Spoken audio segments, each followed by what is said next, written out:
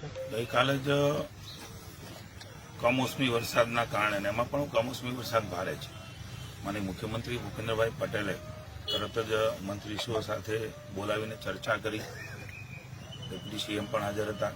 માનનીય હર્ષભાઈને નક્કી કર્યું કે જે જિલ્લાઓમાં વધારે વરસાદ છે ત્યાં તાત્કાલિક મંત્રીશ્રીઓ પહોંચી ગઈકાલે રાતે જ બધા એ વિસ્તારમાં પહોંચી ગયા છે.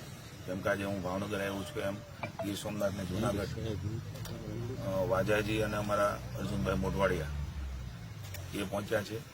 અમરેલીમાં કૌશિકભાઈ વેકરિયા પહોંચ્યા છે. નરેશભાઈ તાપી, જયરામભાઈ પહોંચ્યા છે.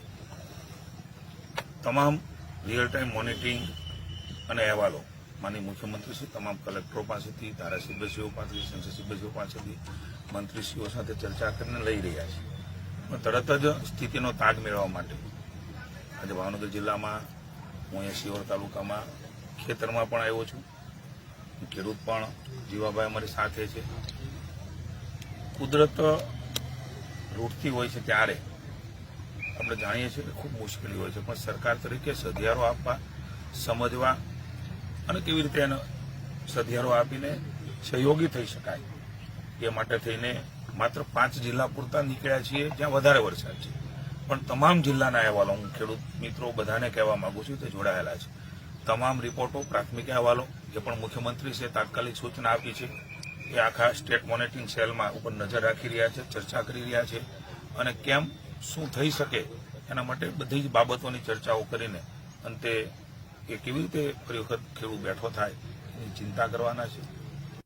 આજે અમે અહીંયા આવ્યા છીએ. સાંજે કલેક્ટર ઓફિસે સમગ્ર જિલ્લાની ચર્ચાઓ, રિવ્યુ બેઠકો અને અહેવાલો એ પણ લેવાના છે અને ભવિષ્યમાં પણ શું થઈ શકે એની પણ વાત આપની સાથે કરીશું. પણ રાજ્યની ભૂપેન્દ્રભાઈની સરકાર એ હંમેશા સંવેદનશીલ રહી છે. ખેડૂતોની પડખું આપીને એમને મદદ કરવા માટે સંવેદનાથી, લાગણીથી એમની સાથે ઊભી છે. એટલે હું આપ સૌના માધ્યમથી તમામ ખેડૂત ભાઈઓને હું વિશ્વાસ અપાવું છું કે ખૂબ સંવેદનાથી આ સરકાર જ્યારે કુદરત આ પ્રકારે કમોસમી વરસાદ રૂપે ઉઠી છે ત્યારે તમારી સાથે ઉભા રહેવા માટેના તમામ પ્રયાસો સરકાર કરશે. Thank you.